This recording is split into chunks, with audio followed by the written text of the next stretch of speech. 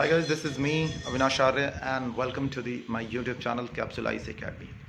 दोस्तों, जैसा कि पता है कि अभी मणिपुर में एक बहुत जो हिंसात्मक दौर चल रहा है और मणिपुर का जो विवाद है, ठीक है, वो क्या है एक्चुअली लोगों को इसके बारे में अभी पता ही नहीं है। मैं खैर टॉपिक में तो बाद में जाना चाहूँगा। मैं कुछ चीज़ें जो आज मैंने पेपर में पढ़ी, पेपर में एक हेडलाइंस दिया हुआ था आज कि मणिपुर में दो जो स्त्रियां हैं, ठीक है, वो किसी भी समुदाय की थी, उनको निर्वस्त्र कर कर रोड पर घुमाया गया और उनके साथ गैंग रेप किया गया, ठीक है। और आज की न्यूज़ में भी मैं सुन रहा था कि ये सिर्फ एक घटना नहीं है, क्योंकि इसका वीडियो अभी वायरल हुआ है, इसलिए इस घटना के बारे में अभी पता चला है। ऐसी बहुत सारी घटनाएं हो चुकी हैं जब से मणिपुर की में हिंसा का दौर जारी है। दोस्तों, आज आपके पास वापस आने का मेरा मकसद ये है कि मणिपुर में जो हो रहा है क्या वो सही है।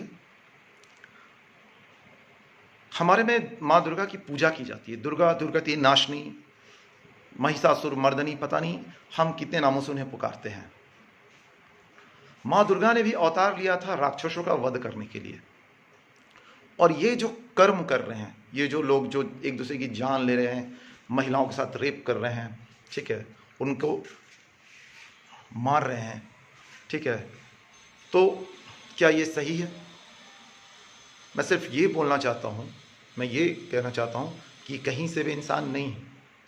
सेंट्रल गवर्नमेंट से मेरी हाथ जोड़कर अपील है, वहाँ के राज्य सरकार से भी अपील है कि ऐसे लोग, तो ऐसे जो भी लोग हैं जो इस कृत्य में पाए जा रहे हैं, उनको सीधे गोली मारी जाए, क्योंकि ये इंसान कहलाने के लायक नहीं है, ठीक है। इनका सर बीच रास्ते में काटा जाए खड़ा करके, इनको बीच से इनके चीथड़ों को ना कौओं को खिलाया जाए, क्योंकि ये कहाँ की इंसानियत है यार। साले हैवान बन गए हो तुम लोग, कहीं से भी इंसान नहीं है यार। जब ऐसे लोग इंसान नहीं तो इनको बिल्कुल मारा जाना चाहिए।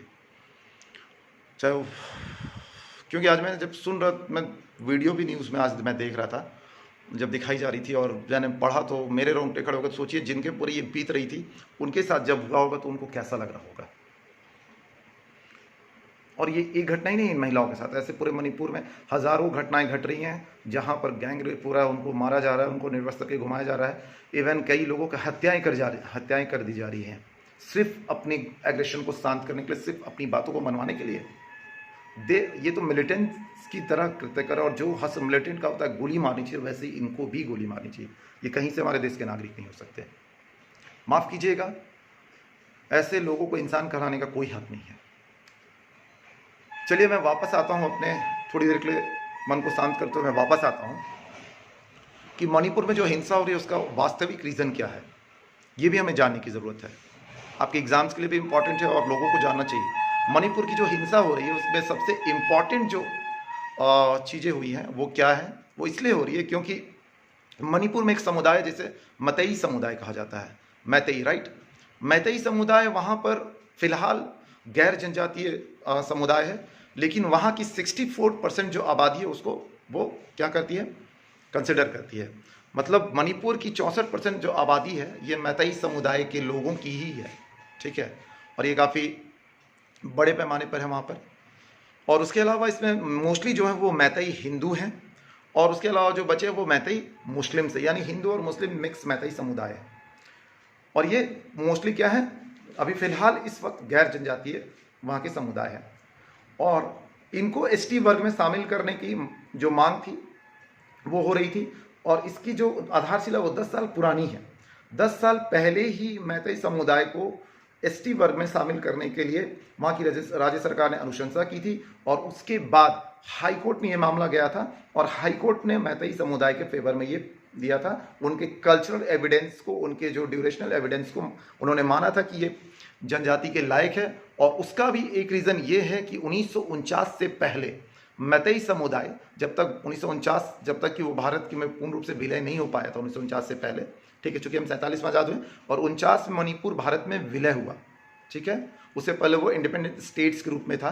तो 1949 से पहले जो हमारा जो मैतेई समुदाय था वो एसटी वर्ग में आता था, और उनके अपने कल्चर थे, अपने वहाँ, चूँकि नॉर्थ ईस्ट में मणिपुर हो, आसाम हो, मिजोरम हो, त्रिपुरा हो, मेघालय हो, कोई भी हो नॉर्थ ईस्ट में, अरुणाचल प्रदेश हो, तो कोई भी जो हमारे 7 सिस्टर्स जिसको बोला जाता है, ये जितने भी हैं, ठीक है, ये अगर वहाँ नॉर्थ ईस्ट में मैक्सिमम ट्राइब एरिया 90, आप बोलोगे 90% ट्राइब एरिया है, ठीक है, तो मैतेई भी ट्राइब में ही थी, लेकिन चूंकि हिंदू ट्राइब थे, क्लियर है, वो मुस्लिम ट्राइब थे, तो वो जो ट्राइब थे उन्होंने मांग रखी थी 10 साल पहले, और उस पर हाईकोर्ट ने मोहर भी लगाया था इनके ड्यूरेशन, इनके कल्चरों को देखते हुए। तो अभी की जो वर्तमान सरकार है, जब बीजेपी की वहाँ मणिपुर में सरकार बनी अभी हाल में 2022 में, तो उन्होंने जब 10 साल पुरानी जो अनुशंसा थी, हाईकोर्ट ने उसको कहा कि लागू कीजिए आप, तो उनके अनुशंसा पर इन्होंने क्या किया, उसको लागू कर दिया, ठीक है। अब इन्होंने जब लागू कर दिया तो इसके विरोध में क्या हुआ, इसके विरोध में वहाँ के जो कुकी समुदाय हैं, कुकी और वहाँ के जो नागा, जो वहाँ की जो अभी के वर्तमान में वो जनजातियाँ हैं, उन्होंने इसका विरोध किया। उन्होंने कहा कि अब इसकी जनजाति में हम इसको शामिल नहीं होने देंगे, क्योंकि अगर ये शामिल होंगे तो ये हमारा हक मार लेंगे, ठीक है। लेकिन वहाँ राज्य सरकार की अब ये थी कि चूंकि हाईकोर्ट ने कह दिया तो तुमको लागू करना था, तो उन्होंने इसको अनुशंसित किया। अब इसके विरोध में वहाँ की जो all student union of Manipur है, ठीक है, एटसम, जो वहाँ का एक यूनियन है, उन्होंने एक विरोध रैली निकाली, और इस विरोध रैली में उन्होंने मणिपुर की जो हिंसा, मणिपुर की जो मैतेई समाज थी, मणिपुर का जो मैतेई समाज था, उसको जिसको उसमें शामिल किया जा रहा था, ठीक है, उसको उसका इन्होंने विरोध किया, ठीक है।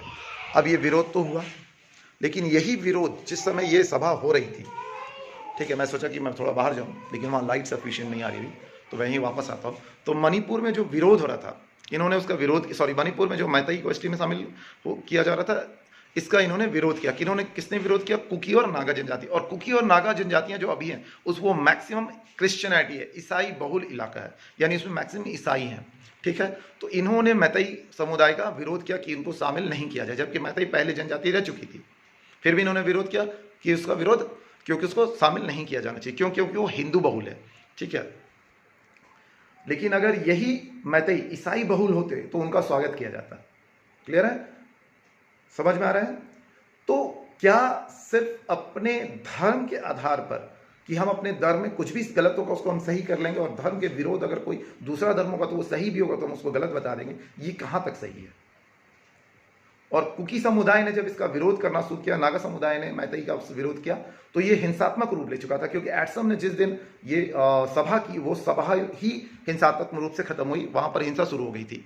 उन्होंने मैतेई के खिलाफ हिंसा शुरू कर दी, और बदले में मैतेई ने भी हथियार उठा लिए। दोनों तरफ से हथियारों का जवाब हथियारों से दिया जाने लगा, खून बहने लगा मणिपुर में, मणिपुर की गलियों में मौत का तांडव खेला जाने लगा, बहुत लोग मारे जाने लगे, महिलाओं के साथ बदसलूकी हुई, उनकी अस्मिता के साथ खिलवाड़ हुआ, उनके चरित्रों के साथ खिलवाड़ हुआ, नौजवान बेकसूर पढ़ने वाले बच्चे सबको मारा गया, सिर्फ अपनी दुश्मनी को निकालने के लिए और सिर्फ अपने को सेटिस्फाई करने के लिए। कहां तक ये सही है मुझे नहीं पता, लेकिन जो लोग भी ये कर रहे वो देश के गद्दार है, देश के दुश्मन, और इनको गोली मारना ही चाहिए। मैं सेंट्रल गवर्नमेंट से, चाहे वो मैतेई समुदाय के लोग हों, चाहे वो कुकी हों, नागा हो, कोई भी किसी भी महिला के अस्मिता के साथ खेलेगा उसका संहार होना चाहिए, क्योंकि ये दोनों समुदाय में अगर ऐसे लोग हैं तो ये राक्षस हैं, और मैं इसका कड़ा विरोध करता हूं। दूसरी चीजें हैं, ये तो था वहां का कारण कि वहां क्यों हुआ। मैतेई का कहना कि चूंकि हम पहले से जनजाति थी, हमारी कल्चरल जनजाति है, तो हमें वापस जनजाति में शामिल किया जाना चाहिए। जबकि नागा और कुकीज का कहना है, नागा जनजाति इसमें अभी भी बहुत ज़्यादा हिंसात्मक नहीं है, जबकि कुकीज जनजाति जो मोस्टली पूरी तरह से ईसाई बहुल इलाका है, वो पूरी तरह से हिंसात्मक हो चुकी है, ठीक है। बदले में मैतेई भी हिंसात्मक हो चुकी है। अब दोनों तरफ से क्या हो रहा है? गुरिल्ला वॉर चल रहा है, दोनों तरफ से हिंसात्मक कार्यवाही हो रही है और लोगों की जानें जा रही हैं। और उससे भी खराब जो अभी मैंने आपको बताया कि इस तरह की घटनाएं हो रही है जो देश को लज्जित करने वाली है, ठीक है। अब तर्क अपना है, सब कुछ अच्छा है, लेकिन आपकी बातें संवैधानिक रूप से रखने लायक है। आप संविधान पे विश्वास करते हैं तो आपके लिए कोर्ट खुला हुआ है, आप कोर्ट में अपनी बातें रखें और वो कोर्ट से उसको निरस्त कराइए। और अगर कोर्ट उसको सही ठहराती है, सब कुछ सही ठहराती है, तो फिर आप कौन होते हैं वो उसको निरस्त करने वाले? हिंसा कहीं से भी कोई आंसर नहीं है। अब बात होती है कि मतई और इसका विवाद, कुकी का जो विवाद हुआ, क्यों हुआ, ये तो आपको समझ में आ गया मणिपुर हिंसा क्यों हो रही है। चलिए अब हम आते हैं भाई कि आपको पता है कि मणिपुर 1972 में, 1972 में मणिपुर जो था भारत का 19वां राज्य बना था, ठीक है, समझ में आ रहा है। उससे पहले वो भारत में विलित हुआ, भारत के सरकार के अधीन ही था, ठीक है। यानी भारत कि जो सेंट्रल गवर्नमेंट है उसी के अधीन वो शासन वहाँ चल रहा था। इंडिपेंडेंट स्टेट्स के रूप में, एक केंद्र शासित प्रदेश के रूप में मणिपुर, ठीक है, यूटी स्टेट के रूप में वो 19वां राज्य बना था। जिस तरह दिल्ली यूटी स्टेट है, वैसे मणिपुर भी यूटी स्टेट्स बना था 1972 में और भारत के 19वें राज्यों के रूप में शामिल हुआ था। अब बात हुई कि चूंकि मैतेई पहले से जनजाति थे, ऐसे तो उनकी मांग थी कि 1949 से पहले वो हम जनजाति में शामिल थे, इसलिए हमको पुनः शामिल किया जाए क्योंकि हमारा ट्रेडिशन खत्म हो रहा है। अब हमारी जो हमारी संस्कृति धरोहर वो खत्म की ओर जा रही है, इसीलिए हम अपनी जनजाति में वापस आकर अपनी धरोहर को बचाना चाहते हैं। अब रीजंस कुछ भी हो सकते हैं, ये वहाँ की सरकारें और केंद्र सरकारों को देखना चाहिए कि रीजंस क्या है और क्या सही है और क्या गलत है, लेकिन जो हो रहा है वो गलत हो रहा है। ठीक है, आप जो भी है, चाहे वो मैतेई हिंसा कर रहे हो चाहे कुकी हिंसा कर रहे हो, आप दोनों संविधान के अधीन आते हैं और संविधान के अंतर्गत आपको बात रखने का अधिकार होना चाहिए, ना कि हथियार उठाकर इस देश की संपदा और देश की इज्जत के साथ खिलवाड़ करने का अधिकार आपको किसी भी नहीं दिया। और अगर ऐसा है और नहीं बात मानते तो इनको शीघ्र से गोली मारी जाए और जितना इनका खात्मा किया जाए उतनी जल्दी है, जितनी जल्दी हो सके इनको मारा जाए। दूसरी चीजें हैं कि अब बात आती है कि भाई कोई भी समुदाय एसटी वर्ग में शामिल कैसे हो सकता है, समझ में आ रहा है? तो एसटी वर्ग में शामिल होने की कुछ प्रोसीजर होते हैं, ठीक है। जैसे मैतेई, आपने कहा कि मणिपुर में मैतेई को क्या था, वहाँ के हाई कोर्ट ने अनुशंसित किया कि भाई कोई चूंकि हाई कोर्ट में चला गया था तो हाई कोर्ट ने बोला कि उसको शामिल किया जाना चाहिए, क्योंकि वहाँ की राज्य सरकार ने पहले उसके लिए अनुशंसा की थी, ठीक है। अब ये चूंकि 10 साल पहले ही अनुशंसा हो चुकी थी, ये अनुशंसा अभी नहीं हुई है, ये 10 से 12 साल पुराना केस है और 10 साल से 12 साल पहले जो केस थे उस पर हाई कोर्ट पे जो मामला गया था, वहाँ अभी जो अनुशंसा करने के लिए कहा गया तो अभी की सरकार ने वहाँ उसको अनुशंसित किया है, लेकिन ये विवाद बढ़ गया। चलिए हम आते हैं कि किसी भी वर्ग को एसटी वर्ग में कैसे शामिल किया जा सकता है या किसी भी समुदाय को एसटी वर्ग में शामिल करने की क्या प्रोसीजर है।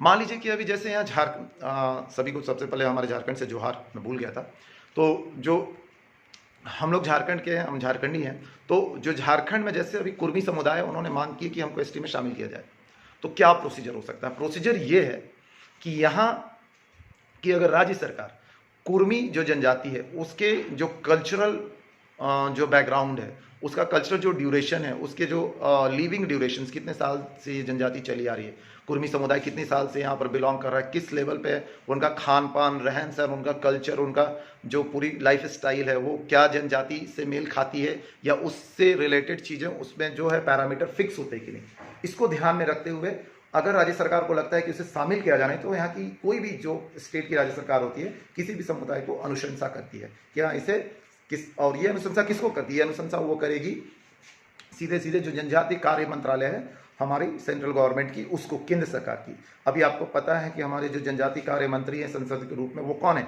वो है माननीय अर्जुन मुंडा जी, ठीक है। अर्जुन मुंडा हमारे कौन है, केंद्र से संसाधन, हमारे केंद्रीय जनजातीय कार्य मंत्री हैं, ठीक है। अब जब राज्य सरकार केंद्रीय जनजातीय कार्य मंत्री को अनुशंसा करती है तो केंद्रीय जनजातीय कार्य मंत्रालय इसकी समीक्षा करती है कि क्या ये चीज़ें सही हैं कि नहीं, और उनको समीक्षा के बाद सही लगता है तो वो अपनी रिपोर्ट फाइनल किसको भेज देती है, होम मिनिस्ट्री, जो हमारा गृह मंत्रालय है, उसके जो रजिस्ट्रार जनरल है उनके पास भेज देती है कि भाई हमने इसकी समीक्षा की और ये सही पाया गया, अब आप इस पर आगे कार्रवाई करें। और जब इसको रजिस्ट्रार जनरल पूरी तरह से अनुमोदित कर देते हैं, इसको पूरी तरह से ग्रांट कर देते कि नहीं, जो जनजातीय कार्य मंत्रालय जिन्होंने जो समीक्षा की तो वो सही पाया गया है, तब ये फाइनल जो फाइल होती है वो चली जाती है कैबिनेट मिनिस्टर्स के पास, यानी कि जो कैबिनेट जो हमारी होती है सेंट्रल गवर्नमेंट की, उनके पास चली जाती है। और फिर कैबिनेट की बैठक होती है और कैबिनेट की बैठक में इसको डिसाइड किया जाता है कि अब एक विधेयक बनाया जाएगा और इस विधेयक को हम लोग पार्लियामेंट में रखेंगे कि इस समुदाय को हम लोग एसटी वर्ग में शामिल कर रहे हैं। और जैसे ही वो विधेयक तैयार होता है, उस विधेयक को तैयार करने के बाद, उसकी समीक्षा करने के बाद कैबिनेट के द्वारा उसको पार्लियामेंट में रख दिया जाता है। और पार्लियामेंट में किस एक्ट के तहत रखा जाता है, तो पार्लियामेंट में 1950 SC/ST एक्ट जो है, 1950 SC/ST एक्ट, उसको बेस बनाकर किसी समुदाय को एसटी में शामिल किया जा सकता है, यही बेस है। तो इस विधेयक के बेस, इस जो एक्ट के बेस पर, जो 1950 में SC/ST एक्ट है, इसके बेस पर इसको पार्लियामेंट में रख दिया जाता है। पार्लियामेंट में जब इसे रखा जाता है तो पार्लियामेंट में पास होने से, जैसे लोग पार्लियामेंट में हम लोग जैसे पता है कि इसके 3 प्रमुख अंग है पार्लियामेंट के, कौन कौन है? लोकसभा, राज्यसभा एंड राष्ट्रपति। आपको पता है कि लोकसभा जो है हमारा क्या है, लोअर हाउस है, राज्यसभा को अपर हाउस बोला जाता है, और फाइनली जो वो हमारे प्रेसिडेंट है, इंपॉर्टेंट पार्ट है, ठीक है। तो अब ये पार्लियामेंट में लोकसभा में रखा जाता है, लोकसभा में इससे पारित करवाया जाता है, और फिर राज्यसभा से पारित करवाया जाता है। जब ये दोनों जगह से पारित हो जाती है पार्लियामेंट से, तो फाइनली इसको सिग्नेचर के लिए कहाँ भेज दिया जाता है? इसको भेज दिया जाता है राष्ट्रपति के पास।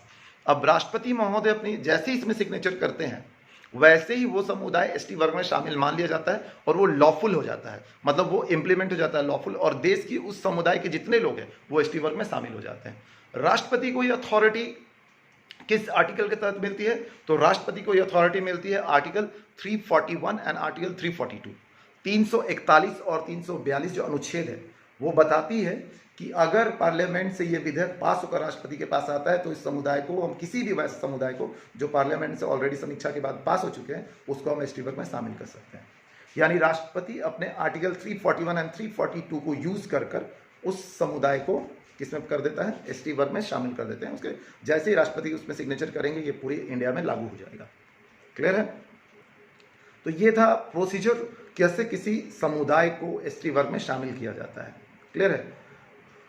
अब ये चीज़ें जो मणिपुर की जो हिंसा हो रही है, मैं उस पर यही कहना चाहूँगा कि जो मणिपुर की हिंसा हो रही है, इसमें हमें ये सोचने की बात है कि हम इसको कैसे कंट्रोल करें। अभी सेंट्रल गवर्नमेंट से मेरी रिक्वेस्ट है कि इसमें बहुत सख्त एक्शन ले, स्टेट गवर्नमेंट के साथ मिलकर टीम बनाए, अगल बगल जो स्टेट्स है उनको बनाए। आपको पता है कि हमारे पड़ोस में जो चाइना है, पाकिस्तान है, वो आंख गड़ा है, और नॉर्थ ईस्ट से सटी जो सबसे मेजर इश्यूज़ है वो चाइना और म्यांमार की तरफ से है। तो म्यांमार तो बिल्कुल जो है वो अलग एक उसका इशू है, लेकिन चाइना इसका पूरा फ़ायदा उठाने की कोशिश कर रहा है, क्योंकि वो चाहता है कि नॉर्थ स्टेट जो है, हमारे जो स्टेट्स हैं वो टूटे और चाइना में विलय हो जाए। चाइना एक्सपेंशन की थ्योरी में शुरू से चल रहा है, और वो नॉर्थ स्टेट को शुरू से अपने स्टेट्स की तरह कंसिडर करता है, और यहाँ इसीलिए अरुणाचल प्रदेश से हमारा विवाद चला आ रहा है। क्लियर है? तो ये उसका, हमारे इस तरह के जो पड़ोसी हैं, जो इस तरह के जो हमारे शो कॉज दुश्मन है, जिसको बोले जाए पड़ोसी में, ठीक है, तो ये पूरी फ़ायदा उठाने की कोशिश करेंगे, और हमारे जो इंटेलिजेंस है उनको भी सतर्क होना होगा, इस पर जल्द से जल्द काबू पाया जाए। इस तरह की जो घटनाएं हो रही है उसको सख्ती से निपटा जाए, और जो लोग इस तरह की कृत्य कर रहे हैं जिससे पूरा देश शर्मसार हो रहा है, उनको सरेआम गोली मारी जानी चाहिए। किसी भी महिला की अस्मिता के साथ खिलवाड़ नहीं किया जाना चाहिए। और देखिए, इसके अलावा जो इम्पॉर्टेंट चीज़ें थी उसमें ये थी कि इसमें बहुत सारे कुछ हम कह सकते हैं कि अनुशंसा की गई थी। उसमें बहुत सारी कमेटियाँ थी, कुछ कमेटी हैं जो सॉरी